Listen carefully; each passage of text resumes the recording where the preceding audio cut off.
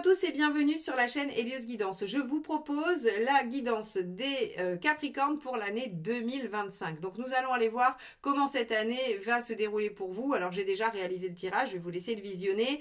Il y a un travail d'introspection qui va être assez important cette année et donc les événements vont être assez minimes et les événements qui vont advenir seront le support de cette réflexion et de cette introspection. Donc ce sera plutôt des épreuves, mais qui vous permettront d'accéder à un autre niveau et qui vont vraiment poser les bases d'une nouvelle façon de voir la vie et d'une nouvelle phase de vie pour la suite. Donc c'est salutaire, même si c'est un peu lent à vivre. N'hésitez pas à liker, commenter et partager ces vidéos parce que c'est ainsi que vous soutenez la chaîne et que vous m'aidez à continuer. Et vous savez également que si vous n'êtes pas abonné à la chaîne, eh bien elle ne se développe pas, elle ne grandit pas. Donc pour ceux qui ne seraient pas encore abonnés et qui aiment me retrouver régulièrement tous les mois, eh bien je vous invite à cliquer sur le petit bouton abonner et la clochette pour avoir les notifications des vidéos. Merci infiniment à tous, je vous souhaite un beau visionnage.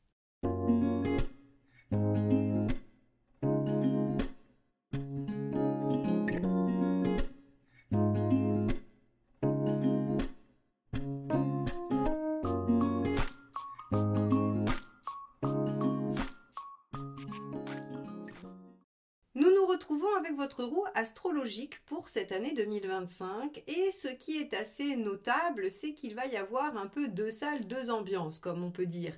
Il y a un aspect évolutif sur le plan intérieur, sur le plan de la réflexion, sur le plan personnel, votre développement à vous, mais il va y avoir évidemment des situations, des occasions de réfléchir. C'est exactement ce que provoque l'univers, des situations qui vous obligent à remettre les choses en question.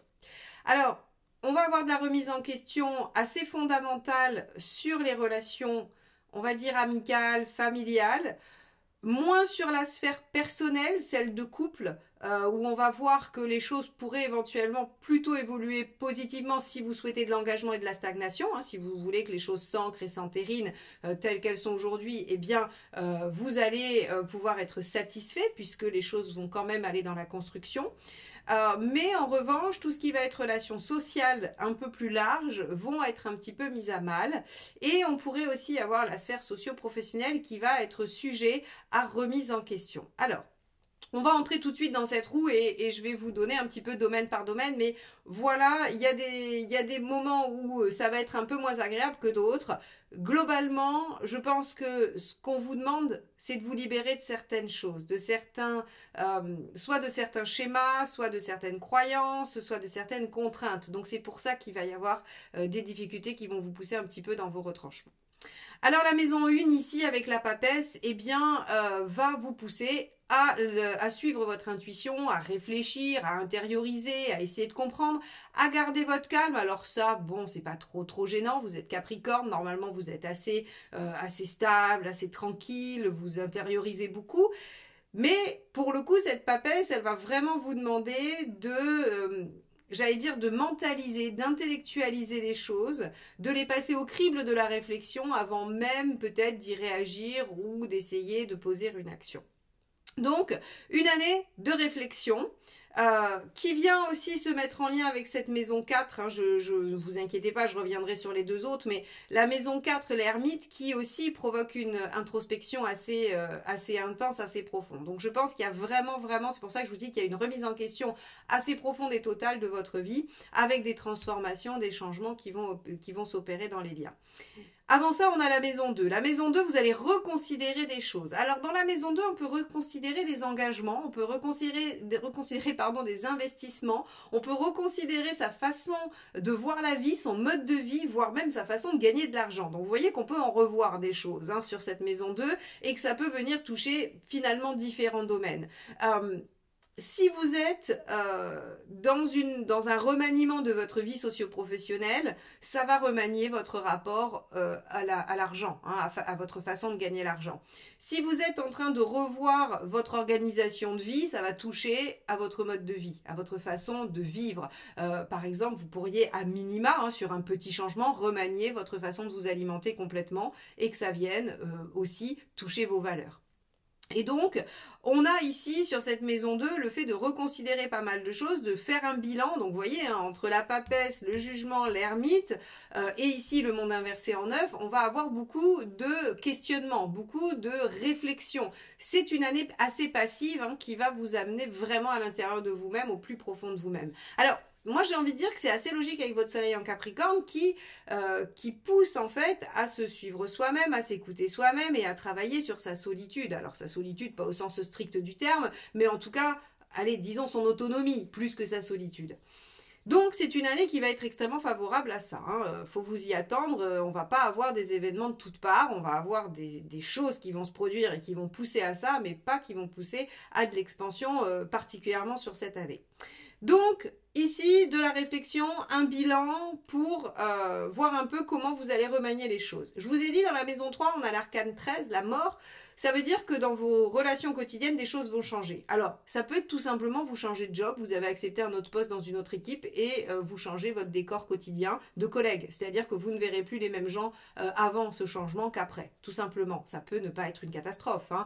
On est juste sur du changement d'environnement, on va dire de l'entourage quotidien, proche, mais pas forcément familial ou avec des gens, voilà, c'est pas vos meilleurs amis la maison 3, c'est les gens que vous côtoyez tous les jours. Votre boulangère, vos collègues, voilà, des gens de cet ordre-là. Ça peut être vos clients aussi, vos clients, vos patients si vous avez une activité de thérapeute. Voilà, si vous changez quelque chose, vous allez forcément modifier ces relations-là. Alors, on a une transformation dans ce domaine-là qui va amener effectivement à repenser peut-être ses liens quotidiens et à réfléchir à une autre façon de se présenter. Si je dis ça, c'est qu'en fait, ici dans la maison 11, que je la relie tout le temps à la maison 3 parce que ce sont des maisons sociales avec la maison 7, hein, c'est toutes les maisons qui traitent de votre rapport à l'autre à différents stades, dans différents niveaux et dans différentes sphères de votre vie, mais en tout cas, ça traite de votre rapport à l'autre. Et on voit ici avec le pendule inversé en 11 que vous avez envie de, euh, de modifier des choses, de changer des choses, d'arriver à débloquer des situations. Vous pourriez avoir une problématique de clientèle, ne pas trouver de clientèle, et arriver à changer radicalement quelque chose qui va permettre d'ouvrir ça. C'est-à-dire que ça vous fait réagir. Le fait d'être bloqué dans cet aspect relationnel fait que vous vous posez la question, papesse, ermite, jugement, monde inversé, vous réfléchissez, vous changez quelque chose qui doit amener une libération et quelque chose qui va forcément fonctionner mieux. On a dans la maison 4 l'ermite. Alors autant vous dire que la maison 4 ici, soit va nous parler d'un temps de réflexion sur comment on va gérer son foyer. Si vous êtes en difficulté dans votre couple, vous pourriez prendre un temps de réflexion pour savoir ce que vous voulez vraiment. Si vous n'êtes pas forcément en difficulté, vous pouvez aussi prendre du temps de réflexion pour savoir quels vont être les projets que vous allez mettre en œuvre l'année prochaine, mais pas cette année. Et si on parle de vous et uniquement de vous, puisque la 4 c'est de là où vous venez, hein, c'est vous-même, c'est votre fort intérieur, eh bien il y a une remise en question, il y a une introspection qui se fait et qui est, encore une fois, je vais me répéter, hein, mais ça revient plein de fois dans votre roue, donc on a vraiment ce côté où je regarde ma vie et je me pose toutes les questions nécessaires pour avancer. Alors le bachelor inversé en 5 nous indique que ça va pas être une année où vous allez justement faire, où vous allez créer, mettre en œuvre, développer, puisque c'est une année où vous y réfléchissez. Vous réfléchissez à ce qui est important pour vous, à ce que vous voulez voir advenir, vous réfléchissez à ce qui va se produire plus tard, mais en tout cas pas maintenant. Donc le bachelor inversé nous dit juste qu'il n'y a pas forcément d'action particulière, que vous n'allez pas démarrer de nouvelles activités particulièrement. Vous pouvez encore une fois y réfléchir, les conceptualiser, mais pas forcément les mettre en œuvre. Au niveau des enfants, ce que ça pourrait vouloir dire, on pourrait avoir un enfant qui est un peu dans la difficulté ou qui a alors soit des études un peu laborieuses, soit un nouveau projet un peu laborieux. On pourrait être inquiet et ne pas pouvoir aider ses enfants. On va avoir dans la maison 6 une lune inversée. Là encore, lune inversée, des choses de l'inconscient viennent se jouer, se mettent en œuvre et vous demandent une réflexion et une introspection. Vous allez vous dire, Marion, ça suffit, on en a marre de l'introspection. Je compatis, mais encore une fois, ce n'est pas moi qui décide. Ce n'est pas moi qui dis que les Capricornes vont avoir ça à traverser. C'est tarot, c'est l'univers qui vous impose cette étape. Donc, mes chers Capricornes, dans votre quotidien, vous allez remettre des choses en question, dû à peut-être des situations qui vont venir vous toucher émotionnellement, puisque la lune, quand même, malgré tout, c'est les émotions, c'est l'inconscient, c'est les blessures, c'est tout ce qu'on a un peu à l'intérieur de soi. Et donc, tout ça revenant sur le devant de la scène va vous obliger à la réflexion, au bilan, à l'introspection. Bon, une année, voilà, qui va quand même. Alors, il faut voir ça comme tout un travail de préparation à un mouvement. Alors, c'est sûr que si vous en avez ras-le-bol de préparer, si vous trouvez déjà que ça n'avance pas depuis des années, j'entends bien que ça ne va pas vous réjouir. Mais tout ce que vous allez faire cette année en termes de réflexion, de mise au point avec vous-même, va vous permettre de poser des bases probablement d'actions futures. Donc c'est une année préparatoire en fait, c'est une année charnière où vous faites le bilan de ce qui a déjà été accompli ou pas d'ailleurs et vous êtes en train d'imaginer et de préparer ou en tout cas de penser à ce que vous allez faire après. Ça c'est important de le voir comme ça parce que c'est vraiment de ça dont il s'agit. On a dans la maison 7 la maison Dieu inversée qui, elle, comme je vous l'ai dit, vous garantit une certaine stabilité, une certaine situation confortable au niveau de la relation de couple, au niveau, pareil, si vous êtes associé à quelqu'un, hein, puisque l'associé est dans la maison 7, il n'est pas dans la 3, il est très important, hein, il fait partie de votre vie, il est lié à vous, donc c'est la maison 7, l'associé. Là, il y a de la stabilité. Il y a de la stabilité, il y a de la constance ou de la construction. S'il n'y en avait pas, on en trouve. Donc là, on est plutôt sur quelque chose qui se construit, qui s'élabore, qui se maintient et qui va plutôt vers du confort. Donc en fait, il n'y a pas vraiment de remise en question sur ce plan-là. Il n'y a pas vraiment, si vous êtes célibataire, par contre, on va avoir des difficultés pour rencontrer parce qu'on n'est pas trop tourné vers l'extérieur. On est plutôt sur une dynamique, encore une fois, intérieure qui ne favorise pas cette dynamique de rencontre, d'aller vers l'autre, d'être vraiment sur de l'action et non pas sur de l'intériorisation et de la réflexion. Donc voilà, si vous êtes en couple et que ça va, tant mieux, ça va pas bouger. Si vous êtes en couple et que vous voulez que ça se pose, bah super, c'est ce qui se passe. Si par contre vous êtes célibataire et que vous voulez voir un peu de mouvement dans votre vie sentimentale, il va falloir faire un effort supplémentaire parce que c'est pas prévu comme ça. Alors, la maison 8, le mât. Alors, votre challenge, votre transformation va être finalement de lâcher des anciens schémas. Hein, le mât, en fait, il se libère de ses anciens cycles pour aller œuvrer sur un nouveau départ, une nouvelle page de vie, voilà, quelque chose qui va lui permettre de se sentir mieux, de se sentir plus épanoui, plus ouvert et surtout, en fait, sûr de lui pour affronter ce nouveau cycle. Donc pour moi, c'est ce que je vous disais, hein, vous êtes dans une période un peu charnière où vous faites le bilan de ce qui est déjà arrivé et vous êtes en train de préparer ce que vous voulez voir advenir. Donc ça va être votre challenge, vous libérer de ce qui vous entrave. Maison 9, le monde inversé. Encore une fois, réflexion, intériorisation, retour sur soi, priorisation de ses propres envies. Voilà, on est toujours dans cette dynamique. C'est votre vie spirituelle, c'est votre vie sociale. Oui, il n'y a pas d'expansion parce qu'il y a un retour sur soi, il y a une priorisation de ses réflexions et de ses recherches personnelles. Bon. Dans la maison 10, qui est la maison de l'activité extérieure ou professionnelle, pour ceux qui sont en activité, avec la justice inversée, on pourrait être amené à vivre des situations injustes qui vont pousser encore une fois à la remise en question. Vu le contexte de votre roue, il ne faut pas penser que ce qui va se passer mal au travail, c'est juste pas de bol et c'est juste il faut attendre que ça passe. Non.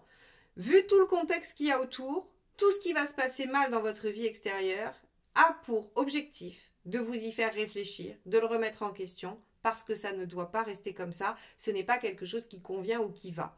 Donc là, je suis peut-être un peu catégorique, mais entre une lune inversée et une justice inversée dans les deux maisons qui vont traiter du quotidien et du travail, il y a forcément une remise en question primordiale, fondamentale sur quelque chose qui n'est pas à l'équilibre dans votre vie socio-professionnelle. Donc il faut retrouver un équilibre. Alors là encore, ça va se nuancer selon les personnes. C'est-à-dire que certains vont juste avoir à réorganiser leur façon de travailler parce que c'est pas équilibré, que ça leur pose des problèmes purement pragmatiques. D'autres vont vivre des situations peut-être difficiles, injustes de harcèlement qui vont les pousser à reconsidérer totalement leur vie professionnelle. Hein. Il va y avoir plusieurs niveaux d'importance selon là où vous en êtes dans votre cycle d'incarnation. On a le pendu inversé dans la maison 11 qui nous dit que finalement toute cette remise en question va libérer nos objectifs à long terme, va nous permettre de reconsidérer ce que l'on veut voir advenir dans sa vie et de remanier ce qu'on met en place. Donc, le pendu inversé, c'est la carte qui vient vous dire, bah, en fait, dans vos idéaux, dans votre façon de voir la vie, il y a des choses qui vont se débloquer, il y a des choses qui vont se dénouer. Avec le pendu, on est aussi un peu dans le karmique, donc moi j'ai vraiment l'impression que vous dépassez un certain stade, vous réglez des choses, hein, ici avec le mât qui se libère de plein de trucs, ben finalement, on accède à un autre niveau d'ambition. Et ici, dans la maison 12 avec notre empereur, ce qu'on vous demande, c'est de ne pas briser les bases de votre fondation, mais seulement de remanier ce que vous avez érigé dessus. La maison 12 ici avec l'empereur vous dit, il y avait des bases solides, vous avez une bonne structure. Par contre, il faut remanier ce qui est construit par-dessus parce que c'était pas forcément toujours ce qui était bon. Il faut faire confiance en vos capacités, vos compétences. Il faut être persévérant et courageux. C'est ce que vous demande l'empereur. Ce sont vos défis, vos challenges, évidemment. Voilà pour cette maison, cette roue astrologique avec les différentes maisons. On va regarder comment ça va se matérialiser mois par mois dans votre année. À tout de suite. Alors, les Capricornes, votre premier semestre, on va avoir la grande prêtresse. Donc, on a toujours, c'était la même que vous aviez dans la maison 1, hein, donc on voit bien que cette première partie d'année sera sous le coup de la réflexion, de l'intériorisation. Alors, je rajouterai aussi vraiment de suivre votre intuition, d'essayer de ressentir ce qu'il y a en votre fort intérieur, puisque de toute façon, vous allez passer beaucoup de temps avec vous-même et à l'intérieur de vous-même, donc il va falloir apprendre à vous connaître et à vous lire, à vous écouter. Alors, quand je dis ça, peut-être que vous l'avez déjà fait, peut-être que vous avez une bonne connexion à votre intuition, et dans ce cas-là, il faudra tout simplement la suivre, l'écouter. Alors, on va regarder tout de suite ce qui se passe au mois de janvier. Roi d'épée. Ok, roi d'épée, déjà, vous avez une posture j'allais dire, vous êtes dans le mental, vous êtes dans la réflexion, vous laissez pas trop l'émotionnel pénétrer sur le mois de janvier. Alors on va regarder les deux autres cartes parce que ça va nous donner une indication sur à quoi pense ce roi d'épée. 5 de bâton, il pense aux difficultés, aux conflits, il pense à ce qui lui pose problème intérieurement, donc ces conflits internes, ces conflits extérieurs aussi. Donc ici, vous êtes déjà en réflexion sur vos problématiques et 9 de coupe, vous êtes déjà dans la réflexion de votre idéal. Tiens. Donc on a un mois de janvier où l'insatisfaction est déjà là, où vous savez très bien ce qui pêche déjà, vous n'avez pas forcément besoin que les événements arrivent, vous avez déjà une petite vision de ce qu'il va falloir remanier. Mais peut-être que ce n'est pas encore tout à fait à l'œuvre, peut-être que vous êtes juste dans la phase de constat, hein, c'est souvent l'effet du roi d'épée qui n'est pas aspecté avec une maison Dieu ou des lames de prise de conscience. Là, ok, vous savez que ce n'est pas satisfaisant. Sur le mois de février, on a un as d'épée. Vous avez une nouvelle idée. Alors je regarde ce qu'il y a après parce que du coup, je trouve que ça va vite. Par rapport à votre astrologique, je me dis tiens, déjà un as d'épée, ça va vite. Non, en fait, ça va pas si vite que ça. On a l'impression que vous avez procédé par à-coup. Donc ici en février, nouvelle idée, nouvelle perspective. On a déjà peut-être construit certaines choses par rapport aux problématiques qui vous occupent. Mais, ce n'est pas si simple de tout bousculer. Puisqu'il y a quand même quelque chose de très construit, de très érigé déjà. Hein, et vous vous souvenez, je vous ai dit, vous allez poser les bases de quelque chose qui va probablement après se transformer. Et bien là, le 10 de Pentacle nous dit que, oui, il y a une confrontation entre l'as d'épée qui a envie de nouveauté, qui a envie de se lancer dans quelque chose de radicalement innovant, et tout ce qui est déjà construit et qu'il va falloir bouger. Et ça, c'est pas une mince affaire et ça vous met en émotion. La lune. Vous avez à remanier votre quotidien, à repenser votre façon de faire et de vivre, probablement, mais c'est pas si simple et ça vient bousculer plein de choses et notamment ça vient aussi vous mettre un peu soit dans les inquiétudes, dans les peurs ou dans la réflexion. Hein, de toute façon, vous vous dites ok, je changerai bien des choses parce que ça va pas, mais ça va pas être si simple. Alors en mars, qu'est-ce qui se passe? 3 de Pentacle. Vous vous dites qu'il y a quand même des petites ficelles que vous pourriez attraper et que vous pourriez déjà, rien que dans la prise de conscience, constater qu'il y a des petites choses qui bougent. Ça, c'est pas mal. Avec le 4 de bâton, vous pourriez aussi décider de reprioriser ce qui est important et d'essayer de vous recentrer sur ce qui va. Ça, c'est une bonne attitude. Finalement, vous vous dites, bon, ok, je vais réfléchir à tout ce qui ne va pas, mais il y a aussi peut-être des choses qui vont bien, notamment la vie personnelle, hein, la vie familiale. Encore une fois, si vous êtes célibataire avec des enfants, ça va bien avec vos enfants. Si vous êtes en couple, ça se passe bien, voyez. Ou si ça se passait mal, ça commence à aller mieux. Donc ici, on est dans quelque chose de, ok, quand même, il y a des petites choses qui vont bien, et on va se baser ou s'appuyer en mars sur ce qui va bien pour en profiter un peu. Hein. Épage de bâton, on va lâcher un peu les problématiques. Donc vous voyez que finalement, il va y avoir une introspection, vous vous attaquez l'année en vous disant tout de suite que vous savez pertinemment qu'il y a des choses qui vont pas et qu'il va falloir y penser, mais en mars, vous vous accordez une petite pause et vous vous dites, ok, il y a quand même des choses chouettes et on va profiter de ces Chose chouette, pas facile à dire, c'est presque comme les chaussettes de l'archiduchesse. Vous allez profiter de ça au mois de mars, peut-être comme pour prendre une grande respiration avant de vous lancer dans l'introspection, ou comme pour faire voilà une mini pause et vous dire voilà, ou peut-être un peu de procrastination aussi, ça pourrait pour certains. On va regarder sur le mois d'avril. Alors, sur le mois d'avril, regardez ce qu'on a. On a la même ici. Hein. Donc, on avait une grande prêtresse dans la roue de fortune, dans la roue astrologique, pardon. Ici, on a une grande prêtresse sur le semestre et on voit bien que sur le mois d'avril, eh bien, il va être vraiment sujet de se centrer sur soi, d'être dans une forme de trouver le courage d'aller au bout de ce que l'on pense ou de ce que l'on ressent hein, avec le cavalier de bâton, pardon. Je fourche, et on a conscience qu'il faut faire des choix de vie, deux de bâton. Ah, alors peut-être qu'ici, effectivement, on était sur une prise de respiration avant l'apnée. Hein, parce que vous vous dites, ok, ça va être un travail de longue haleine, il faut partir avec les batteries chargées, et en mars, on s'accorde de se charger les batteries en faisant des choses chouettes, des choses qu'on aime, en étant dans quelque chose de plus léger. Alors, effectivement, au mois de mai, il y a un cavalier de bâton qui lui se dit ok on se lance, allez on y va. Le cavalier de bâton c'est lui qui réunit son enthousiasme, son courage, sa force, sa fougue pour aller vers quelque chose. Et là en l'occurrence aller vers les changements que vous avez à faire. Et vous réunissez tout ça pourquoi? Pour lâcher des choses, 5 de coupe. Pour en fait vous rendre compte qu'effectivement, pour aller vers l'épanouissement, pour aller vers le cycle de réalisation, il va falloir abandonner et laisser derrière soi des choses. Alors, ça peut être plein de choses. Ça dépendra encore une fois de chacun. Par contre, ce qui est sûr, c'est que ce sont des choses qui vous tiennent à cœur parce que c'est de la coupe. Donc, c'est des choses auxquelles vous tenez, que vous savez plus utiles dans votre vie, mais qui sont compliquées à lâcher, qui vous mettent en émotion avec la lune. Hein. C'est-à-dire, c'est des choses qui peut-être... Alors, ça peut être une habitude, ça peut être une personne, ça peut être quelque chose que vous aimez faire. Voilà, pensez pas forcément à une relation, hein. C'est pas forcément ça. Même si on a vu que c'était un peu compliqué dans les liens et qu'on pouvait être amené à se séparer de certaines choses ou de certaines personnes. Donc ici, vous voyez bien que sur le mois de mai, vous êtes dans cette dynamique de transformation, de changement et vous prenez conscience, vous savez qu'il faut lâcher des choses et vous le faites, le mât. Vous le faites, vous vous libérez. Vous vous libérez de ces choses-là, vous allez dans quelque chose de plus indépendant où vous vous autorisez à vous suivre vous-même et à vous faire confiance. C'est important de savoir que là, sur ce mois de mai, vous vous faites confiance, les Capricornes, pour suivre vos envies et abandonner ce qui doit être abandonné. Alors, tiens, c'est intéressant. Parce que dès le mois de juin, en fait, on va avoir un 8 de coupe. Le 8 de coupe, c'est je tourne la page. Donc, sur le mois de mai, vous démarrez ça, vous commencez à lâcher des choses. Et sur le mois de juin, vous êtes dans le fait de tourner la page, voilà, de faire des choix. Alors, 2 de coupe, de faire des choix d'engagement dans un sens hein, et de faire des choix peut-être de délaisser des choses de l'autre côté.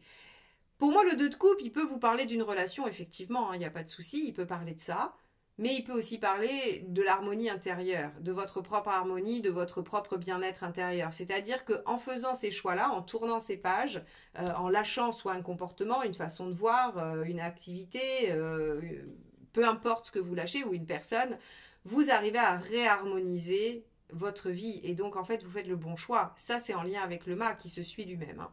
Et enfin, à la fin du mois de juin, bah oui, 4 de denier, vous sauvez ce qui est essentiel et important pour vous, vous revenez aux bases et à ce qui fait socle. Donc, on a, je ne sais pas ce que vous allez faire sur la deuxième partie de l'année parce que j'ai l'impression que vous avez déjà quand même pas mal réglé de choses sur les 6 premiers mois. Il y a une prise de conscience de ce qui ne va pas tout de suite. Hein, vous démarrez l'année, on ne tergiverse pas. Hein, voilà. En même temps, c'est quand même le moment de votre anniversaire, donc vous allez avoir des révolutions solaires hein, pour vous tous. Donc c'est aussi normal que les choses démarrent un peu comme ça. Il y a des choses que vous lâchez, des choses que vous comprenez. Il y a des moments où vous vous accordez respiration, notamment en mars. Et à partir d'avril, les choses sérieuses commencent à se mettre en place et vous amorcez la transformation. Ok, allons regarder ce qui se passe sur les 6 mois d'après. Donc sur ce deuxième semestre, nous démarrons avec Sacrifice, hein, qui est une carte qui évoque le pendu hein, dans ce jeu-là. Donc on se retrouve avec le pendu qui nous demande de prendre de la hauteur, qui va faire stagner les choses. Alors C'est rigolo parce que je vous demandais juste avant qu'est-ce que vous allez faire dans les 6 prochains mois parce que j'ai l'impression que vous avez déjà fait pas mal de choses. En fait, on va vous laisser observer les changements, je pense. On va vous mettre encore peut-être dans une forme d'impuissance avec de la passivité pour que vous preniez encore une autre hauteur. Donc là, en fait, on vous met vraiment au challenge de vous dépasser sur la patience, sur le fait de trouver des résultats, sur votre pugnacité, votre opiniâtreté. On vous met vraiment au défi. Alors allons voir tout de suite ce que nous donne ce mois de juillet. Alors, mois de juillet, quand même, malgré tout, nouveau départ, nouvelle opportunité, c'est un as de pentacle, il y a un début prometteur de quelque chose. Alors, c'est assez concret, l'as de pentacle, hein, c'est pas forcément relationnel, encore une fois, l'as de pentacle, c'est plutôt une situation qui, si elle est travaillée, si elle est déployée, peut porter ses fruits matériellement, concrètement. Alors, ça peut être financier, professionnel, organisationnel, ça peut être, par exemple, si vous démarrez un régime, vous aurez des résultats, si vous le tenez, enfin, vous voyez, ça peut être ce genre de choses-là, en tout cas, c'est très concret, c'est dans votre vie quotidienne et concrète. Et oui, on a un succès, on a envie de saisir cette énergie de départ et vous êtes même prêt, attention, à faire des sacrifices pour ça.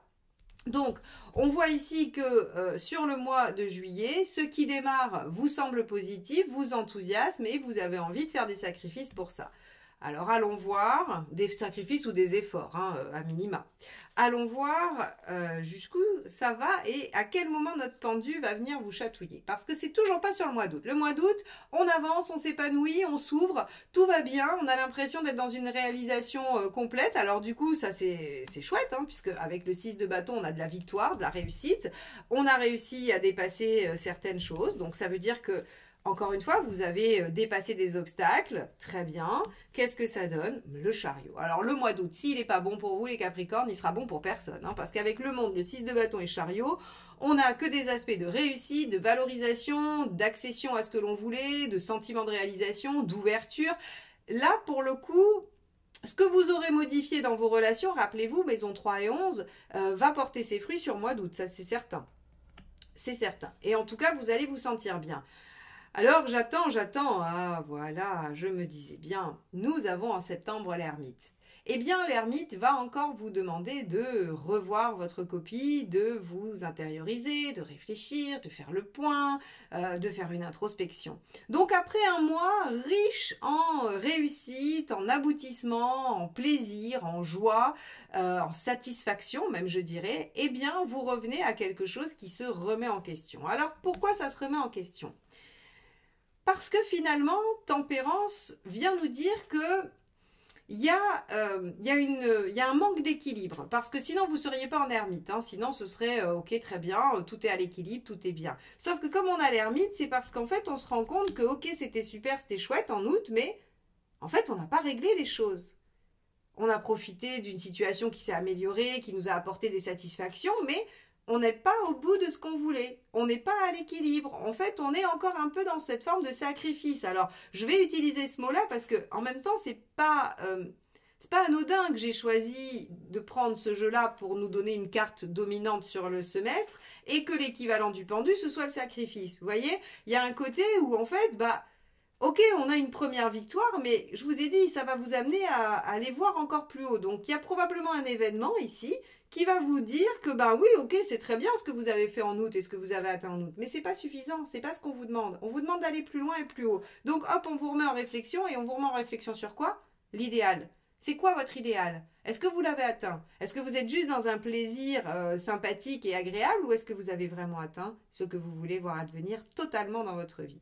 Eh bien, sur le mois de septembre, vous serez en train de vous poser la question.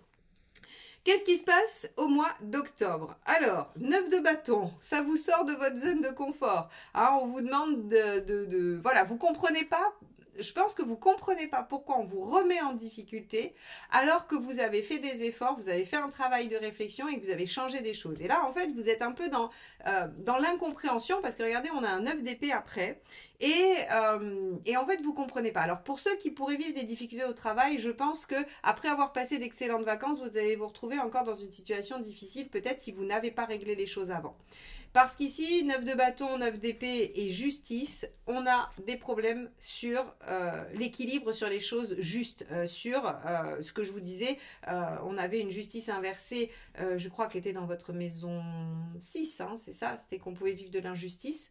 En tout cas, il y avait avez, je me souviens vous avoir dit qu'il y avait de l'injustice au niveau professionnel, vous pourriez vivre ça comme de l'injustice. Eh bien ici, sur le mois d'octobre, il y a un passage difficile où en fait vous vous demandez pourquoi. Vous vous demandez pourquoi malgré tout ce que vous avez déjà accompli, on vous remet ça, on vous resserre encore ce plat-là et qu'est-ce que vous n'avez pas compris. Alors, ce qu'on peut supposer comme interprétation, c'est que vous n'avez pas, c'est pas que vous n'avez pas compris, c'est que vous n'avez pas été assez loin. Allons voir et oui, regardez, en novembre, 10 de bâton. C'est-à-dire qu'en fait, on est presque au bout. On vous dit, bah, vous avez juste pas passé la dernière marche, vous n'avez pas été posé la dernière action. Donc, il faut aller au bout des choses pour se libérer, pour s'affirmer, le soleil, s'affirmer, y voir clair, être dans la joie et dans la réussite vraiment, eh bien, il va falloir aller faire le pas d'après. Quel est ce pas d'après? Il sera propre à chacun, mais en tout cas, essayez de voir en fait ce qui permettrait de régler définitivement les choses et pas de façon provisoire. On a 2 fois le soleil sur le mois de novembre. Ça, c'est très beau, c'est très chouette. On nous dit que si vous faites ce 10 de bâton, c'est-à-dire, moi j'appelle ça les derniers 100 mètres du marathon, quoi. C'est les plus durs, c'est les plus interminables du monde, mais une fois qu'on est au bout, c'est la délivrance, c'est le soulagement. Et là, en fait, si vous voulez, on vous resserre la problématique pour que vous la régliez une bonne fois pour toutes et que vous arriviez sur une réussite pérenne. Qu'est-ce qu'on a à la fin de l'année? On a un valet de pentacle qui découvre son potentiel, qui découvre tout ce dont il est capable. Alors je pense que ça va, d'aller vous dépasser, d'aller au-delà de votre zone de confort, va vous permettre de découvrir comme un nouveau pouvoir, une nouvelle capacité. Ça, c'est chouette. Qui va vous permettre d'ériger quelque chose, de démarrer un nouveau projet et de très vite le mettre en œuvre. C'est-à-dire qu'on gagne en rapidité sur la fin d'année. Et avec ce 2 d'épée qui va vous permettre de réfléchir encore. Donc vous voyez, en fait, le 2 d'épée, c'est je regarde ce que j'ai en ma possession, je regarde mes différentes options, j'y réfléchis et je statuerai après. Et bien là, j'ai envie de vous dire que c'est exactement ce que je vous ai dit tout à l'heure. Vous avez une année où vous allez remettre des choses en question, vous allez faire des changements, ça va vous apporter des choses, mais on va encore vous demander d'aller plus loin, ce qui fait qu'à la fin de l'année, bah, vous aurez simplement fait des changements, vous n'aurez pas vraiment joui des changements, des résultats, mais en fait, là où ça va se concrétiser, c'est surtout sur l'année d'après, où vous vous rendrez compte que vous pouvez faire encore d'autres choix, que vous pouvez mettre des choses en place et que vous avez comme débloqué des pouvoirs en vous.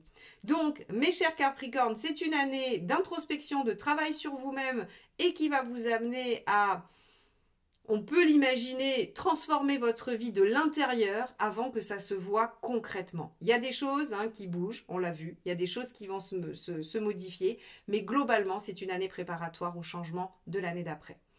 Voilà ce que je peux vous dire, mes chers Capricornes. Je vous souhaite une bonne année 2025. J'espère qu'elle sera vraiment, j'allais dire, profitable sur tous les plans pour vous, même si elle vous paraît un peu lente et passive. Ne doutez pas un seul instant qu'elle portera ses fruits sur l'année d'après. Bonne année 2025 et à très bientôt pour de nouvelles guidances. Bye bye.